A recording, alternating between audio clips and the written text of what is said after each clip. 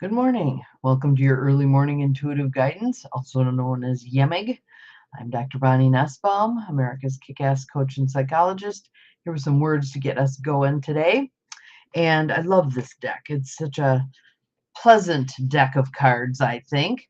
It is the Wild Offerings deck by Tosha Silver, who is the author of Outrageous Openness, which is a lovely little tome. If you have not read it, definitely get a copy. I kind of keep it handy here on the desk, and I'll show you the cover of it so you know what you're looking for.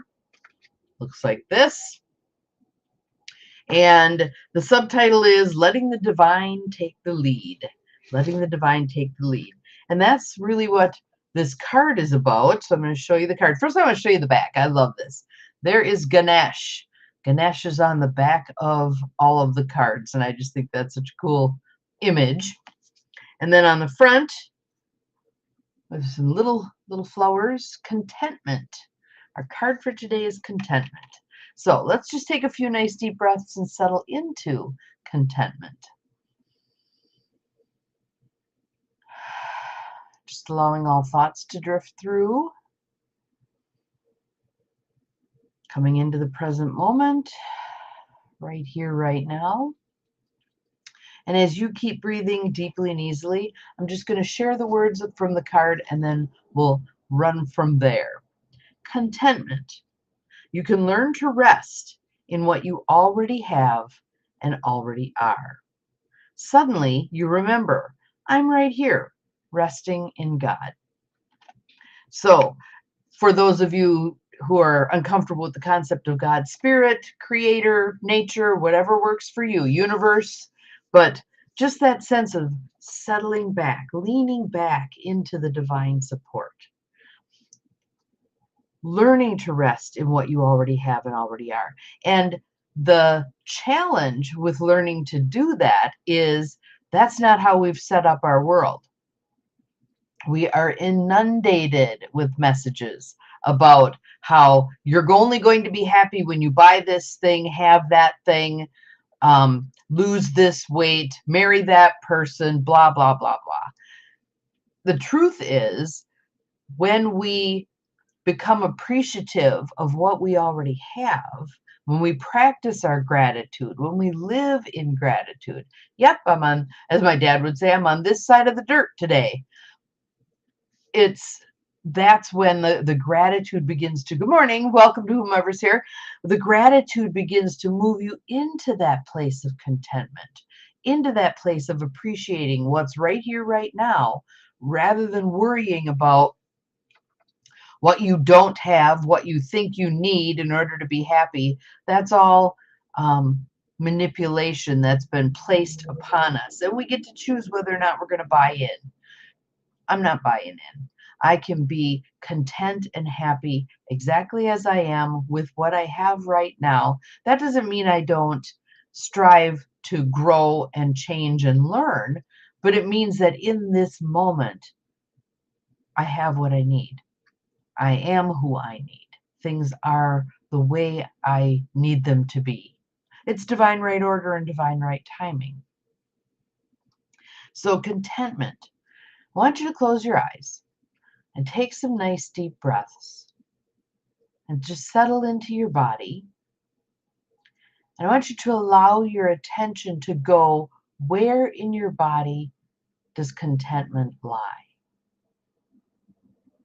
Like, I tend to feel contentment in my heart and in my solar plexus. Where do you feel contentment? Just breathe into that. Be the curious observer. Where do I feel contentment? Where does that lie in my body? Spend some time there. And now the next several breaths that you take, I want them to expand that contentment.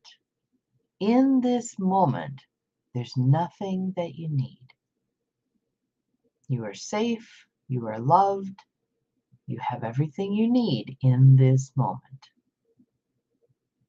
And the voice might start chattering, yeah, but I don't have this and I don't have that, and I'm alone, and my roof needs fixing, or whatever. Right here, right now, in this moment, as you're sitting here, laying here, whatever you're doing, you have what you need. You have what you need. And again, going back to some of what we've talked about the last couple of days, perspective, the filters through which we look at life. If we're looking at life through scarcity filters, there's never enough, I don't have enough, if someone else has something, it means I don't, all of that stuff, can you see how that greatly colors your view of the world, especially of your world? On the other hand, if you come from abundance and expansion, and there's more than enough, infinite possibilities, then even in a moment where there's something that you could use, do need, it doesn't feel like lack and loss and scarcity. It feels like, what would I call it? The pregnant moment where you're waiting for something to come in. You know it's out there. You know it's destined for you. The patient feeling of when it's time, it'll arrive.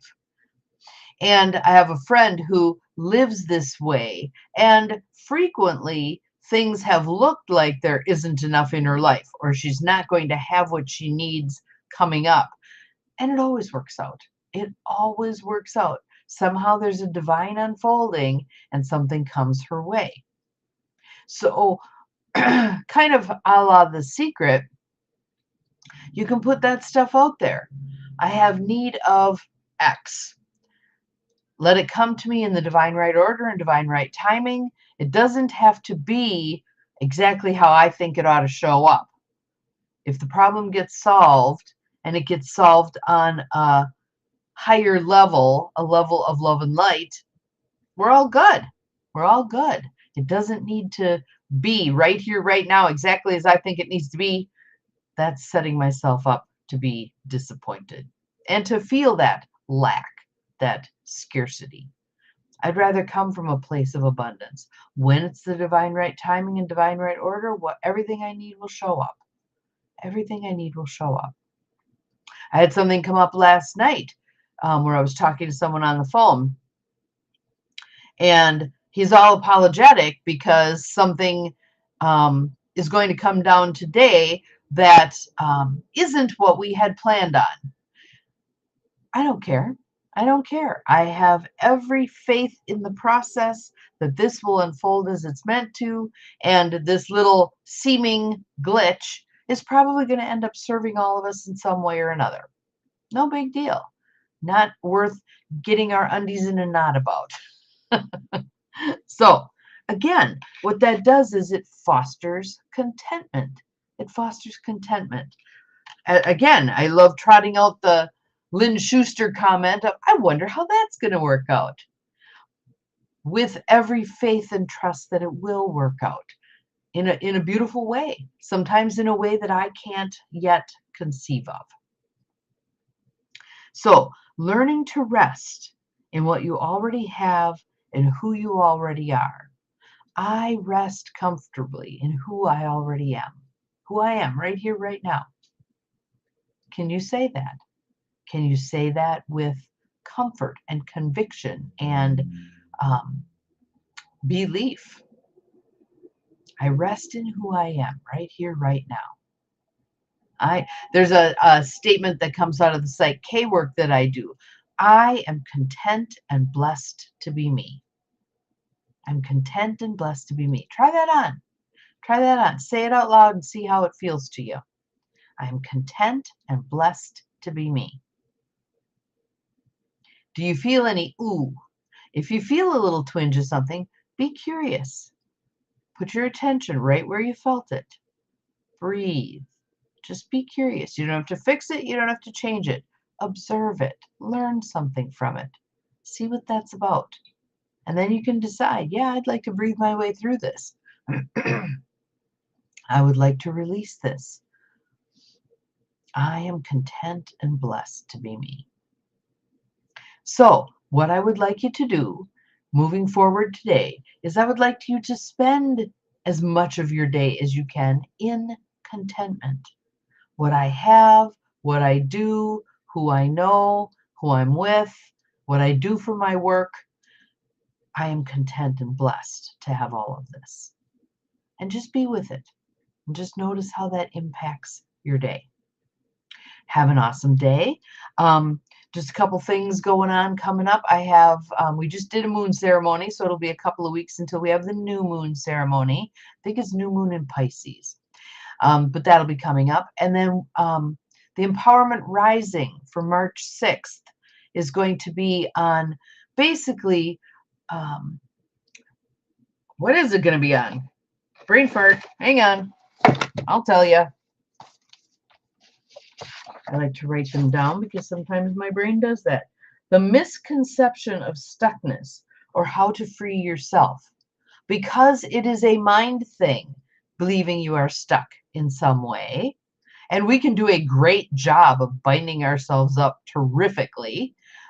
Because it's a mind thing, we can change and step into a different mindset very easily. It's not dense energy like physical being is. It's mind energy, which is lighter, freer, and easier for us to maneuver through.